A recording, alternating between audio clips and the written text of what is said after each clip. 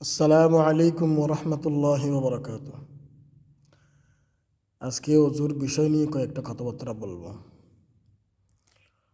অজুর শুরুতে দোয়া আছে এবং অজুর শেষে দোয়া আছে। অজুর নিয়ম অনুযায়ী কেউ যদি সুন্নত তরিকায় অজু করে এবং অজুর শেষে কলিমায়ে শাহাদাত আছে, কলিমায়ে শাহাদাত পড়ে রাসূলুল্লাহ সাল্লাল্লাহু আলাইহি ওয়াসাল্লাম বলেছেন যে সে জান্নাতের মধ্যে 8টি দরজা আছে, সেই 8টি দরজার মধ্যে যে কোনো দরজা দিয়ে সে প্রবেশ করতে পারবে, ঢুকতে পারবে। সুবহানাল্লাহ। তো এই অজুর শুরুতে দোয়া হচ্ছে বিসমিল্লাহিল আলিয়্যিল আযীম ওয়ালহামদুলিল্লাহি আলা দীনিল ইসলাম, আল ইসলামু হাক্কুন ওয়াল কুফরু বাতিল, আল ইসলামু নূরু ওয়াল কুফরু যুলমা। এটা পড়ে বিসমিল্লাহ বলে হাতের কবজি দিয়ে তারপরে বাকি সুন্নত তরিকা অনুযায়ী অজু করে, এটা তো সবাই জানি।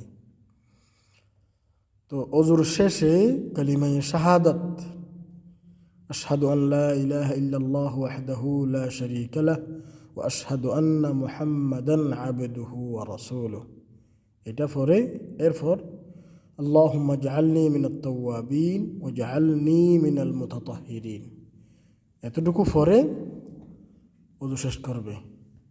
তো কেউ যদি এই আমলগুলা করে তো জান্নাতের 8টি দরজার মধ্যে যে কোনো দরজা দিয়ে সে প্রবেশ করতে পারবে। তার মানে সেই ব্যক্তিটা জান্নাতেই যাবে, তার জান্নাতি ব্যক্তি সে।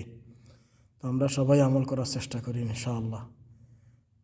দিনে তো 5 ওয়াক্তে নামাজ পড়তে গেলে 5 বারই ওযু করতে হয়, সেই হিসাবে সবাই আমল করার চেষ্টা করি ইনশাআল্লাহ। আসসালামু আলাইকুম ওয়া রাহমাতুল্লাহ।